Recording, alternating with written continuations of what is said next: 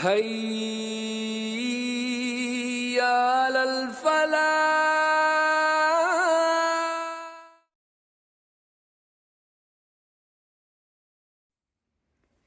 اعوذ باللہ من الشیطان الرجیم.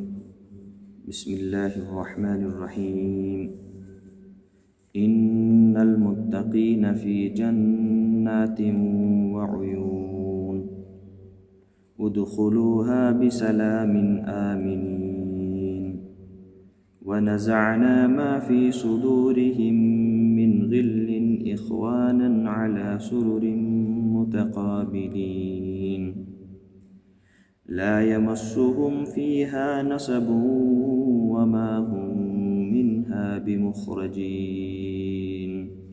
صدق اللہ العظیم. معزز سامعین و سامعات، السلام علیکم ورحمۃ اللہ وبرکاتہ. آج کے اس درس قرآن میں ہمارے زیر مطالعہ قرآن مجید کی جس صورت کا ایک رکوع ہوگا وہ سورہ ہجر ہے، اور اس کا رکوع نمبر 4 ہے، جس پر آج ہم گفتگو پیش کریں گے. اللہ تعالیٰ سے دعا ہے کہ اللہ تبارک و تعالیٰ ہماری اس گفتگو کو ہمارے لیے باعث ہدایت اور باعث شرف بنائے.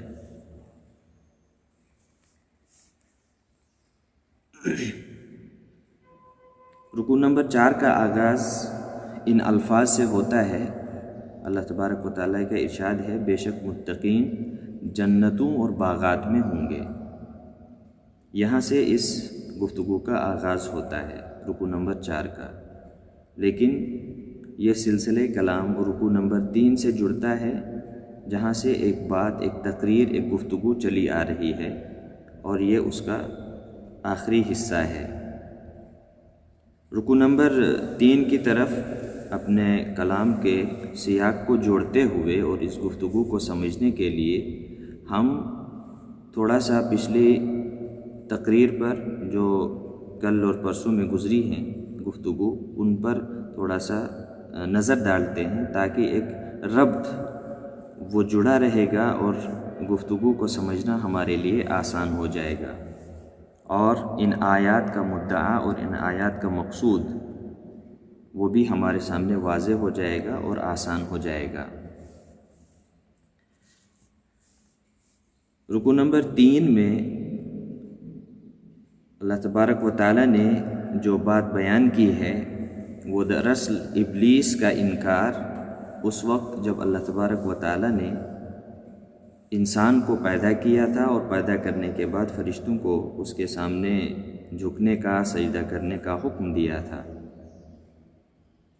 اس موقع پر ابلیس نے اللہ تبارک و تعالیٰ کے اس حکم سے انکار کیا تھا. گویا کہ ابلیس کا انکار اور اللہ تعالیٰ کی اطاعت کے مقابلے میں گھمنڈ کا اظہار یہاں پہ سامنے آتا ہے. اس کے ساتھ ساتھ ابلیس کا ایک بہت حقیرانہ جملہ ہے جو اس کے گھمنڈ کا اظہار کرتا ہے. اس نے یہ کہا تھا کہ میں کیسے اس مخلوق کے سامنے سجدہ کروں گا، جھکوں گا، جس کو تم نے ایک سڑی ہوئی مٹی سے پیدا کیا ہے. اور اس کے بعد یہی گفتگو، یہ مکالمہ، یہ کنورسیشن جو ابلیس اور اس کے رب کے درمیان ہوئی، اس کا ذکر کیا گیا. اس کنورسیشن میں جو سب سے اہم بات ہے جسے ہمیں سمجھنا ہوگا اور ہمیں یاد رکھنا ہوگا، وہ یہ ہے کہ ابلیس کو جس وقت اللہ تبارک و تعالیٰ نے اپنی رحمتوں سے محروم کیا تھا، اس وقت ابلیس نے اللہ تبارک و تعالیٰ کے سامنے جو بات پیش کی تھی اور جس عزم کا اظہار کیا تھا وہ بہت اہم ہے. ابلیس نے کہا تھا کہ اے میرے پروردگار، تو نے مجھے تو یہاں سے نکال دیا، لیکن میں اب انہیں گمراہ ضرور کروں گا، اور کوشش کروں گا کہ یہ سارے انسان جو اس دنیا میں آئیں گے ان سب انسانوں کو گمراہ کروں، اور اس نے اللہ تبارک و تعالیٰ سے مہلت بھی مانگی تھی اور اللہ تبارک و تعالیٰ نے اسے یہ مہلت دی ہے۔ لیکن ساتھ ہی ساتھ اللہ تبارک و تعالیٰ نے اپنے بندوں میں سے کچھ بندوں کا ذکر کرتے ہوئے یہ بھی کہا تھا کہ میرے کچھ مخلص بندے ہوں گے، میرے کچھ نیک بندے ہوں گے جو میرے راستے پر پورے اخلاص اور یکسوئی کے ساتھ چلیں گے، ان پر تمہیں کسی قسم کی کوئی طاقت حاصل نہیں ہو پائے گی، کوئی سلطان نہیں ہوگی، تم ان کو بہکا نہیں سکتے۔ گویا کہ اس پورے رکوع میں جو خلاصے کے طور پر ہم بات پیش کریں گے وہ یہ جو خلاصے کے طور پر جو بات ہمارے سامنے واضح ہوتی ہے وہ یہ ہے کہ اللہ تبارک و تعالیٰ نے یہاں پر انسانوں کے دو گروہوں کا ذکر کیا ہے، یعنی بشر کو پیدا کیا، انسان کو پیدا کیا، اور انسان کی دو شکلیں، دو کریکٹرز ہمارے سامنے پیش کیے ہیں۔ ایک کریکٹر وہ ہے جن کو عباد المخلصین کے الفاظ سے تعبیر کیا ہے، اور دوسرا کریکٹر وہ ہے جو غاوین ہیں، بھٹکے ہوئے لوگ ہیں، بھٹکنے والے لوگ ہیں، راہ راست سے ہٹ جائیں گے، اپنے اس مشن، اپنے اس ویژن اور اپنے اس منصب سے ہٹ جائیں گے جس پر اللہ تعالیٰ نے ان کو پیدا کیا ہے۔ اور ان لوگوں پر کو اللہ تبارک و تعالیٰ نے فرمایا ہے کہ جو لوگ اللہ کے راستے سے بھٹک جائیں گے، وہ لوگ جو اپنے منصب سے بھٹک جائیں گے، ان لوگوں کے لیے اللہ تبارک و تعالیٰ نے فرمایا وَإِنَّ جَهَنَّمَ لَمَوْعِدُهُمْ أَجْمَعِينَ، ان سب کا ٹھکانہ، ان سب کا جو آخری مقام ہوگا وہ جہنم ہوگا۔ یہاں تک پچھلے رکوع میں گفتگو کی گئی اور پھر جہنم کے بارے میں بتایا گیا کہ اس کے 7 دروازے ہیں۔ اس کے بعد اب رکوع نمبر 4 کا آغاز ہوتا ہے۔ اسی سلسلے کلام سے جڑی ہوئی ایک کڑی ہے۔ اللہ تبارک و تعالیٰ کا ارشاد ہے ان المتقین فی جنات وعیون، ان کے مقابلے میں یعنی غاوین کے مقابلے میں، بھٹکے ہوئے لوگوں کے مقابلے میں اللہ تعالیٰ نے جو دوسرا کریکٹر انسانوں کا پیش کیا ہے وہ ہے متقی کا کریکٹر، متقین کا۔ متقین یہ جمع کا صیغہ ہے، پلورل ورڈ ہے، اس کا جو واحد ہے، سنگولر ہے، وہ ہے متقی۔ اردو میں اس کو کہیں گے یا عربی میں اس کو متقیون کہیں گے، پرہیزگار۔ اس لفظ کو سمجھنے کے لیے مختلف تعریف کی جاتی ہے، اس کو ڈیفائن کیا جاتا ہے مختلف طریقوں سے، لیکن مختلف ڈیفینیشنز کو ہم سائڈ پہ رکھ کے اس کی قرآنک ڈیفینیشن دیکھیں گے کہ اللہ تبارک و تعالیٰ متقی کی ڈیفینیشن کیا کرتا ہے، متقی کن لوگوں کو کہتا ہے۔ تو ہم قرآن مجید کے اوراق کو پلٹیں گے اور ہم سورہ بقرہ کے بالکل ابتدائی آیات کی طرف جب دیکھتے ہیں، وہاں پر اللہ تبارک و تعالیٰ نے اس لفظ متقی یا متقین کی تعریف بھی کی، اس کو ڈیفائن کیا ہے۔ اللہ تبارک و تعالیٰ نے اس لفظ کو یا اس کریکٹر کو ڈیفائن کرتے ہوئے 5 صفات کا اور 5 علامات کا ذکر کیا ہے کہ متقی وہ شخص ہوتا ہے جس کے اندر 5 بنیادی صفات پائے جائیں۔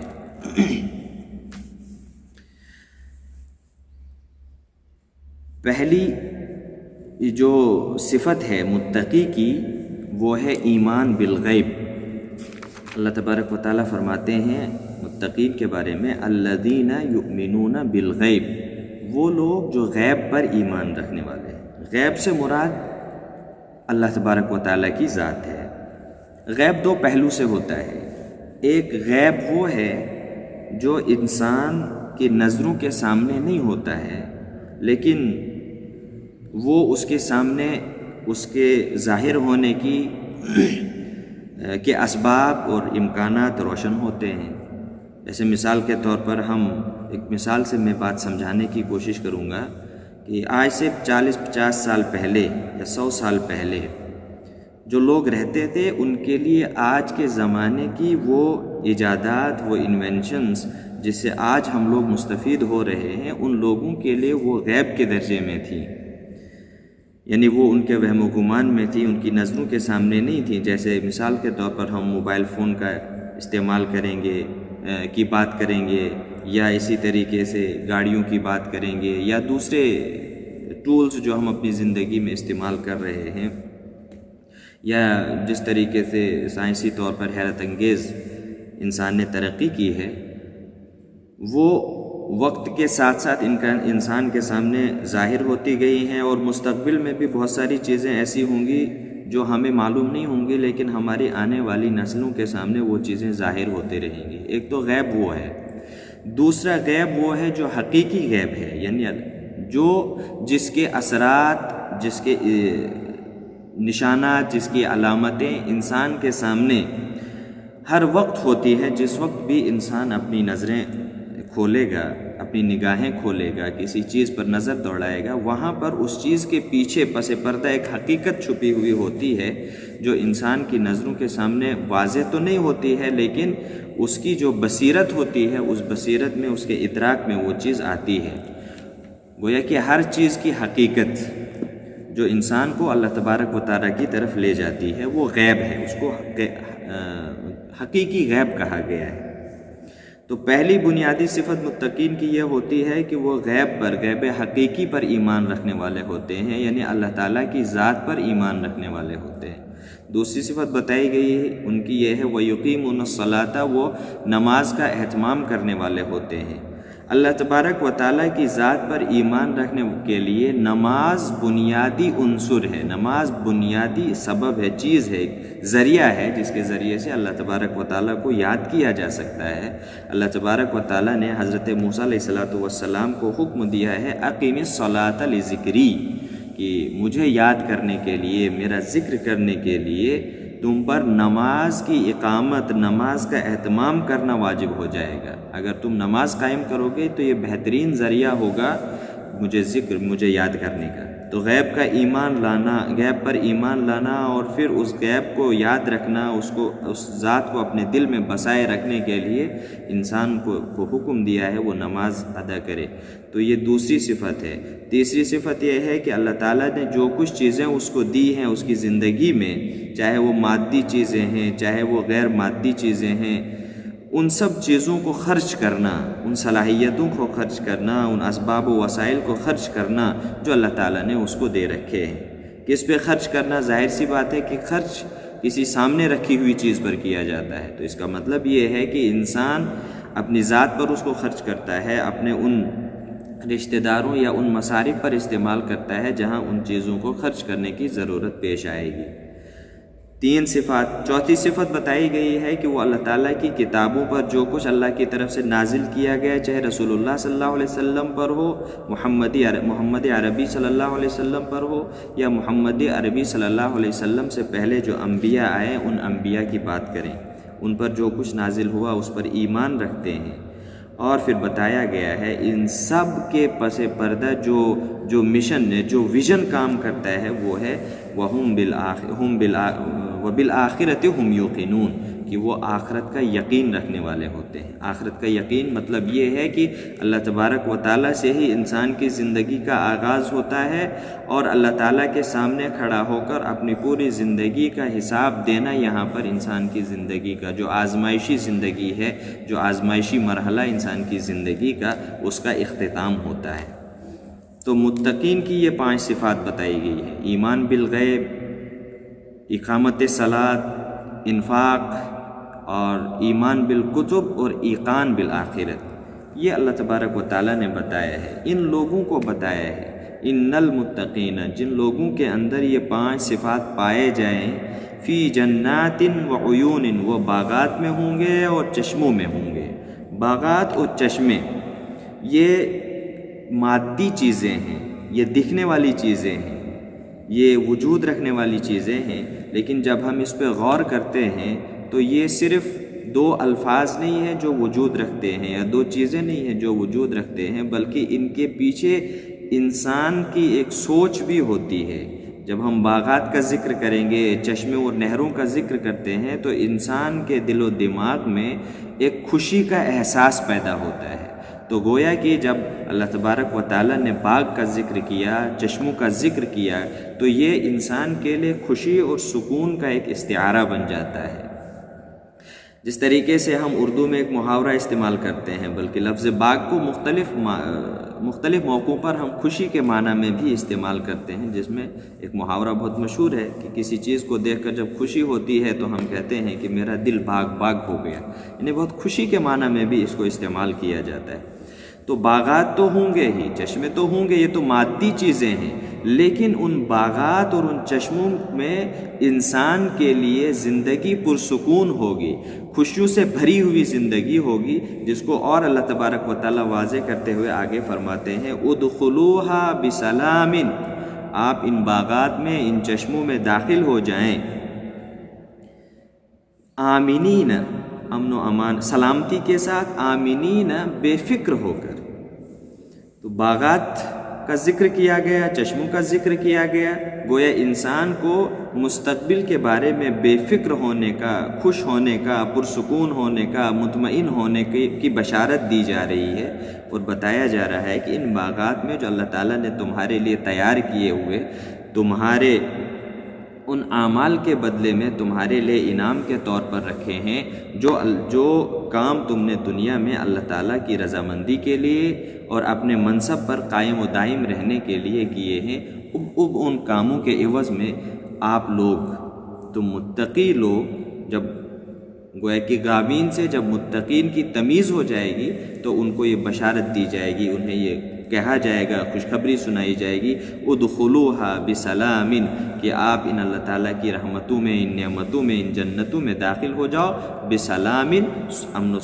سلامتی کے ساتھ، سلامتی کے ساتھ، یعنی کوئی روک ٹوک نہیں ہوگی، کوئی پوچھنے والا نہیں ہوگا، کوئی تم کو روکنے والا نہیں ہوگا، آمینین، اور جنتوں میں داخل ہونے کے بعد پھر تمہارے لیے مستقبل کی فکر کرنے کا کوئی اندیشہ، مستقبل کا کوئی اندیشہ تمہیں پریشان نہیں کرے گا، ہر قسم کی پریشانیوں سے، ہر قسم کے خوف و ہراس سے، ہر قسم کی تکلیف سے آپ لوگ بالکل مأمون ہو جائیں گے، بے فکر ہو جائیں گے۔ پھر بتایا گیا وَنَزَعْنَا مَا فِي صُدُورِهِم مِّن غِلٍّ إِخْوَانًا عَلَى سُرُرٍ مُتَقَابِلُونَ، یہ جنتی لوگوں کے لیے، جنت میں داخل ہونے والے لوگوں کے لیے بڑی اہم بات بتائی گئی ہے کہ دنیا میں جب انسان اپنی سماجی زندگی میں رہتا ہے تو وہاں پر مختلف لوگوں کے ساتھ کبھی تو میں ہو جاتی ہے، کبھی کسی چیز پر رنجشیں دل میں انسان پالے بیٹھتا ہے، کبھی کسی کی کوئی بات دل کو لگ جاتی ہے، پھر وہ دماغ پہ حاوی ہو جاتی ہے، انسان دوسرے سے کٹ جاتا ہے، محبتوں میں کمی آتی ہے، میل جول میں کمی آتی ہے، لیکن اللہ تبارک و تعالی جنت میں جانے والے لوگوں کو ان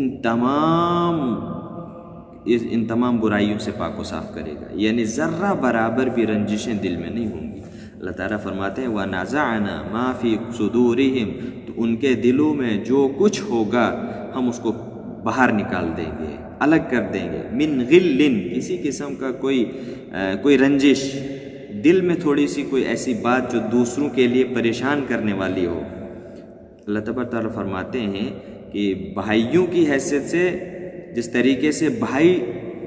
آپس میں ایک دوسرے سے محبت کرنے والے ہوتے ہیں، ایک دوسرے پر جان نشاور کرنے والے ہوتے ہیں، ایک دوسرے کی محبت میں اپنے فائدے پر دوسروں کے فائدے کو ترجیح دینے والے ہوتے ہیں، اللہ تبارک و تعالیٰ فرماتے ہیں کہ جنت میں داخل ہونے سے پہلے ان کے دلوں کی صورتحال یہ بنائی جائے گی۔ وَنَزَعْنَا مَا فِي صُدُورِهِم مِّن غِلٍّ إِخْوَانًا، بھائیوں کی حیثیت سے دلوں کے اندر جو رنجشیں ہوں گی، جو کدورتیں ہوں گی، اس کو سینوں سے اکھاڑ پھینک دیا جائے گا۔ گویا کہ جنت میں جب داخل ہو جائیں گے وہ، ان کے دل بالکل پاک و صاف ہوں گے۔ عَلَى سُرُرٍ مُتَقَابِلِينَ، یہ اب انسانوں کے درمیان ایک برابری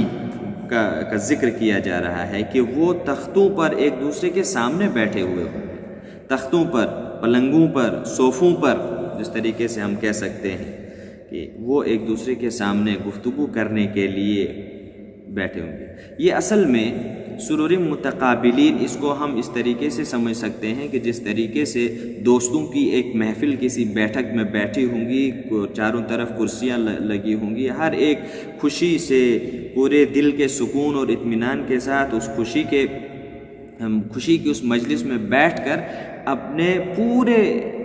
فرینکنس کے ساتھ وہ گفتگو کرتا ہے، دوسروں کی بات چیت میں بھرپور حصہ لیتا ہے اور محفل کو خوشگوار بنانے کی کوشش کرتا ہے۔ اسی طریقے کی ایک منظر کشی کو اللہ تبارک و تعالیٰ نے یہاں پر بیان کیا ہے، علی سرر متقابلین، کہ وہ ایک دوسرے کے سامنے ایک دوسرے کی طرف چہرہ کرتے ہوئے، ایک دوسرے کی باتوں میں باتیں ملاتے ہوئے ایک دوسرے کے سامنے بیٹھے ہوئے ہوں گے۔ لا یمسہم فیہا نصب ولا ہم وما ہم منہا بمخرجین، یہ بھی جنتوں کو ایک اور خوشخبری دی جا رہی ہے۔ پہلی خوشخبری دی جا رہی ہے کہ آپ امن و سکون کے ساتھ، امن و سلامتی کے ساتھ جنتوں میں داخل ہو جائیں۔ دوسری صفت یا دوسری خوشخبری یہ بتائی جائے گی کہ ان کے دلوں میں کسی قسم کی کوئی رنجش کسی دوسرے کے لیے یا کوئی کدورت نہیں ہوگی، بالکل پاک و صاف اور شفاف دل ہوں گے۔ اور تیسری چیز بتائی جا رہی ہے، لا یمسہم فیہا نصب وما ہم منہا بمخرجین، جو پہلے ہی لفظ میں نے بتایا تھا کہ جنات و عیون، اس میں صرف جنت اور چشمے نہیں ہوں گے بلکہ اس کے پیچھے سکون اور اطمینان کی بھی کیفیت ہوگی۔ یہاں پر اس چیز کو واضح کیا جا رہا ہے، لا یمسہم، انہیں نہیں چھو سکتی ہے، فیہا، ان جنتوں میں، نصب، کسی قسم کی کوئی پریشانی، وما ہم منہا بمخرجین، اور نہ ہی ان جنتوں سے ان کو نکالا جائے گا، وہ نکالے جانے والوں میں سے نہیں ہے۔ گویا کہ جنت ان کا آخری ٹھکانہ بن جائے گا، جنت ان کا مقدر ہو جائے گا،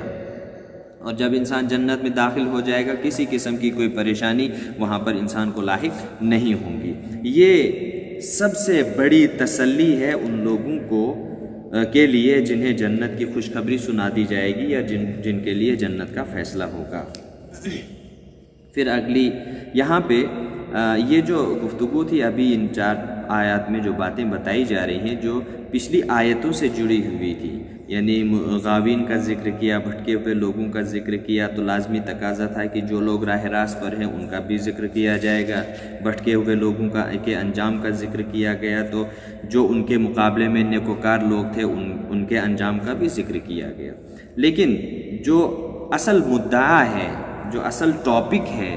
اس کی طرف بات واپس پلٹائی جا رہی ہے، جو پچھلی آیتوں میں بھی ہے، بتایا جا رہا ہے، نبی عبادی انی انا الغفور الرحیم۔ قرآن مجید کا بہت شاندار اسلوب ہے۔ اللہ تبارک و تعالیٰ نے کچھ ترغیبی باتیں کی، کچھ ایموشنل اپروچ کے ساتھ چیزوں کو ان لوگوں کے سامنے پیش کیا، کچھ حقائق کا اظہار کیا، اور پھر اسلوب کتنا شاندار ہے کہ صرف انعام کی باتیں اور اسی بھاوناؤں میں، انہی ایموشنز میں گفتگو کو آگے نہیں بڑھایا گیا، بلکہ ایموشن سے باہر نکل کر جو خطاب کا اصل رخ ہے، جو اصل مدعا ہے، اس کی طرف واپس لایا جا رہا ہے اور قریش کو مخاطب کیا گیا ہے۔ اور بہت خوبصورت انداز میں بات بتائی جا رہی ہے۔ نبی اکرم صلی اللہ علیہ وسلم کو بتایا جا رہا ہے کہ نبی عبادی انی انا الغفور الرحیم۔ اس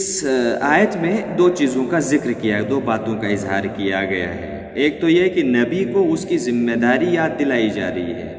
کہ اے نبی، آپ کی ذمہ داری کیا ہے، اس ذمہ داری کو آپ نبھائیے۔ نبی کی ذمہ داری یہ ہے کہ آپ لوگوں تک اللہ تبارک و تعالیٰ کی باتوں کو پہنچائیں، یہ نبی کی ذمہ داری، اس کا اظہار کیا جا رہا ہے۔ اور پھر دوسرے بندوں کے سامنے حقائق کا اعلان کیا جا رہا ہے، یعنی قریش کے لوگ اس وقت جن نظریات کے شکار تھے، جن باطل عقائد پر تکیہ کیے ہوئے تھے، ان کو بتایا جا رہا ہے کہ حقائق کیا ہیں۔ اس لفظ سے یہ بات بتا دی جائے گی کہ تمہیں اللہ تبارک و تعالیٰ کی بندگی کرنی، تم اللہ کے بندے ہو، تو اس کا مطلب یہ ہے کہ تمہیں اللہ تبارک و تعالیٰ کو اپنا معبود ماننا ہوگا، اسی کی طرف رخ کرنا ہوگا۔ گویا کہ بندوں کے سامنے جب حقائق کا اعلان کیا جا رہا ہے تو تمام باطل اور فاسد عقائد کی بھی تطہیر کی جا رہی ہے، یہ بات کہتے ہوئے انی انا الغفور الرحیم۔ اے نبی صلی اللہ علیہ وسلم، نبی، آپ متنبہ کر دیجئے، بتا دیجئے، اعلان کر دیجئے، عبادی، میرے بندوں کے سامنے، یعنی میرے بندوں کے سامنے اس حقیقت کا اعلان کر دیجئے، میرے بندوں تک یہ اہم خبر پہنچا دیجئے، انی انا الغفور الرحیم، کہ گناہوں کی بخشش کرنے والا اور رحم کرنے والا صرف میں ہوں، میرے علاوہ کوئی دوسری ذات نہیں ہے جو آپ کی خطاؤں کو معاف کر سکے، جو آپ کی زندگیوں کی حالت پر رحم کرے، وہ میں ہوں جو ایسا کرنے والا۔ ہم دیکھتے ہیں کہ قریش کی جب حالت ہم پڑھتے ہیں ان کے جو مذہبی عقائد کی بات اگر ہم کرتے ہیں تو وہاں پر ہمارے سامنے شرکیہ عقائد نظر آتے ہیں، باطل عقائد نظر آتے ہیں۔ ان تمام عقائد کی تطہیر کرتے ہوئے اللہ تبارک و تعالیٰ نے فرمایا کہ ان کو بتائیے کہ گناہوں پر ندامت اور گناہوں پر پلٹنے کی طرف اگر کوئی ذات ہے تو وہ ایک ہی ذات ہے جہاں آپ پلٹ سکتے ہیں، جہاں آپ راحت سکون محسوس کر سکتے ہیں، وہ ہے میری ذات، اللہ تبارک و تعالیٰ کی ذات۔ وَأَنَّ عَذَابِي هُوَ الْعَذَابُ الْأَلِيمُ، اور ساتھ ہی یہ بھی بتایا جا رہا ہے کہ میرا عذاب بڑا دردناک عذاب ہے۔ ایک طرف عبادت کا ذکر کرتے ہوئے بتایا گیا کہ یہ مت سمجھنا کہ میں صرف مغفرت اور رحم ہی کرنے والا ہوں، دوسری طرف اللہ تبارک تعالیٰ یہ فرمایا کہ رحم اور مغفرت کی صفت کے ساتھ ساتھ میں نے ان لوگوں کے لیے عذاب بھی تیار کر رکھا ہے جو لوگ اللہ تبارک و تعالیٰ کی نعمتوں کی ناشکری کرنے والے ہوتے ہیں، جو انسان اپنے منصب کو سمجھنے کے بجائے اس کا انکار کرنے والے ہوتے ہیں، جو دنیا میں فساد اور بگاڑ پیدا کرنے والے ہوتے ہیں، ان کو بتایا جا رہا ہے ان عذابی هو العذاب العلیم، کہ میرا عذاب بہت دردناک عذاب ہوگا، وہ ایسا عذاب ہوگا جو رسوا کرنے والا عذاب ہوگا۔ یہاں پر بہت اہم یہ دو باتیں بتا کے اللہ تبارک و تعالیٰ نے اپنا ایک تعارف بھی لوگوں کے سامنے پیش کیا۔ چونکہ عذاب کا ذکر کیا گیا تو اللہ تبارک و تعالیٰ نے اس عذاب کے ذکر کے ساتھ ساتھ ایک تاریخی حوالہ بھی دیا، ایک ریفرنس بھی دیا ہے، گویا کہ تاریخی حوالے کے ساتھ لوگوں کے سامنے ایک بات کو پیش کیا گیا ہے تاکہ وہ لوگ یہ نہ سمجھیں کہ اللہ تبارک و تعالیٰ صرف ڈرا رہا ہے۔ اللہ تبارک تعالیٰ فرماتے ہیں وَنَبِّئْهُمْ عَنْ ضَيْفِ ابراہیم، اے نبی اے محمد آپ ان لوگوں کو، اپنے ان بھائیوں کو، ان ابراہیم علیہ السلام کے مہمان کے بارے میں، ان کے مہمانوں کے بارے میں بھی خبر دیجیے۔ ابراہیم کے مہمان، یہ جو واقعہ تھا یہ قریش میں بہت مشہور اور معروف تھا، اس لیے کہ قریش قوم جو تھی وہ ایک تاجر قوم تھی جو فلسطین، شام اور دوسرے علاقوں کی طرف اپنے تجارتی قافلے لے کر جاتے تھے، وہاں تجارتیں کرتے تھے، وہاں سے سامان لاتے تھے اور مکہ میں آ کر اس کی تجارت کیا کرتے تھے۔ تو وہ فلسطین، شام، اردن کے علاقوں میں جاتے تھے اور یہ وہ علاقے تھے جہاں پر وہ قومیں آباد ہوا کرتی تھیں جو اللہ تبارک و تعالیٰ کے عذاب کے شکار تھے، جس میں خاص طور پہ ذکر لوط علیہ السلام کی قوم کا ہے جو اردن کے ساحل پہ واقع تھی۔ اور عرب کے لوگ، قریش کے لوگ اس قوم سے بہت اچھی طریقے سے واقف تھے، انہوں نے ان کی تاریخ سن رکھی تھی۔ جب وہ ان کے کھنڈرات تک پہنچے، وہاں لوگوں سے یا آس پاس کی بستیوں سے معلوم ہوا تو گویا کہ ان تک یہ ایک تاریخی حقیقت، ایک تاریخی واقعہ تھا، ایک قوم کی تاریخ تھی جس کو تہس نہس کر دیا گیا، جس کو صفحہ ہستی سے مٹا دیا گیا، اس کا پورا واقعہ ان کے سامنے موجود تھا۔ ان کی طرف اشارہ کرتے ہوئے اللہ تبارک و تعالیٰ نے فرمایا نبئہم عن ضیف ابراہیم، بات اصل میں عذاب کی جا رہی ہے اور عذاب کے کانٹیکسٹ میں ابراہیم علیہ السلام کا واقعہ لایا جا رہا ہے۔ یہ بہت اہم اور حکیم نقطہ یہاں پر ہے جو سمجھنا ضروری ہے۔ قریش کے لوگ مخاطب ہیں اور جو واقعہ بتایا جا رہا ہے وہ ابراہیم علیہ السلام کے مہمانوں کا ہے۔ تو اس واقعے کو بیان کرنے کے پیچھے جو حکمت ہے وہ یہ ہے کہ جس قوم کے سامنے یہ واقعہ بیان کیا جا رہا ہے وہ قوم اسی ابراہیم علیہ السلام کی قوم تھی، یا اسی ابراہیم علیہ السلام کی ماننے والی تھی۔ اسی لیے ابراہیم علیہ السلام کا ذکر کیا گیا کیونکہ یہ ابراہیم علیہ السلام کے ہم عصر قوم تھی، اور جو فرشتے ان کے پاس آئے تھے وہ پہلے ابراہیم علیہ السلام کے پاس آئے تھے۔ بتایا گیا نبئہم عن ضیف ابراہیم، ابراہیم کے مہمانوں کے بارے میں بھی ان کو بتا دیجئے، یعنی اس واقعے کا بھی ان کے سامنے ایک اظہار کیجئے۔ اذ دخلوا علیہ، جب وہ ان کے پاس پہنچے، فقالوا سلاما، انہوں نے سلام کہی، یعنی ابراہیم علیہ السلام کو سلام کیا۔ قال انا منکم وجلون، ابراہیم علیہ السلام ان کو دیکھ کے گھبرا گئے اور اس کا اظہار ان کے سامنے انہوں نے کیا کہ ہم تو ڈر رہے ہیں بھائی آپ لوگوں سے، کیا معاملہ ہے۔ ابراہیم علیہ السلام جانتے تھے کہ جب اللہ تبارک و تعالیٰ فرشتوں کو بھیجے گا تو وہ پھر کسی اہم معاملے کو لے کر آتے ہیں، وہ چھوٹا معاملہ نہیں ہوتا ہے۔ قالوا لا توجل انا نبشرک بغلام علیم، فرشتوں نے ابراہیم علیہ السلام کو جواب دیا کہ آپ گھبرائیے نہیں، بلکہ ہم آپ کو ایک صاحب علم بچے کی خوشخبری سنانے کی طرف آئے۔ ابراہیم علیہ السلام کا ذکر کیا گیا، اس کے ساتھ ساتھ اس بچے کا ذکر کیا گیا جس بچے کی اولاد یہ لوگ تھے جن کو مخاطب کیا جا رہا ہے۔ بغلام علیم، یعنی حضرت اسماعیل علیہ السلام کی خوشخبری ان کو سنائی جا رہی ہے، جو دوسرے موقع پر بھی ہمارے سامنے اس کا اظہار ہوتا ہے، اس کا ہمیں ثبوت ملتا ہے۔ یہ خوشخبری اسماعیل علیہ السلام کی تھی، اسماعیل علیہ السلام کی خوشخبری تھی، اور خوشخبری سنائی جا رہی ہے ان لوگوں کو جو اس کے مخاطب ہیں۔ قال، جواب ملا، ابشرتمونی علی ان مسنی الکبر فبم تبشرون۔ ابراہیم علیہ السلام کو اللہ کی ذات پر یقین تھا، لیکن اس کے بعد چونکہ دنیا وسائل اور اسباب پہ چلتی ہے، اللہ ان کے سامنے اس بات کی وضاحت بھی مطلوب کی کہ کیا تم مجھے خوشخبری سنا رہے ہو اس حال میں جب کہ بڑھاپا میرے اوپر حاوی ہو چکا ہے، تو پھر کس بنیاد پہ مجھے خوشخبری سنا رہے ہو؟ قالوا بشرناک بالحق، انہوں نے کہا کہ ہم تو بالکل برحق بات کی خوشخبری آپ کو سنا رہے ہیں، فلا تکن من القانتین، آپ مایوس مت ہو جائیے۔ جواب ملا، ومن یقنط من رحمت ربہ الا الضالون،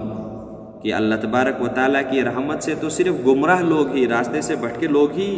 مایوس ہو سکتے، میں تو مایوس نہیں ہوں۔ قال فما خطبکم ایھا المرسلون، تو ابراہیم علیہ السلام سمجھ گئے کہ صرف یہ لڑکے کی خوشخبری دینے ہی کے لیے یہ فرشتے نہیں آئے ہوں گے، کچھ اہم معاملہ ہے جس کی وجہ سے یہ آئے ہوں، جس کا اظہار انہوں نے اپنے پہلے بھی کیا تھا کہ وہ ڈر گئے تھے۔ کہا کہ بھئی تم لوگ کیوں آئے ہو، معاملہ کیا ہے، وہ اصل حقیقت کیا ہے وہ مجھے بتاؤ۔ قالوا انا ارسلنا الی قوم مجرمین، جواب ملا کہ ہمیں ایک مجرم قوم کی طرف بھیجا گیا ہے، گویا کہ ہمیں ایک مشن کے ساتھ بھیجا گیا ہے، اور وہ مشن ہے اس مجرم قوم کا صفایا کرنا۔ الا آل لوط،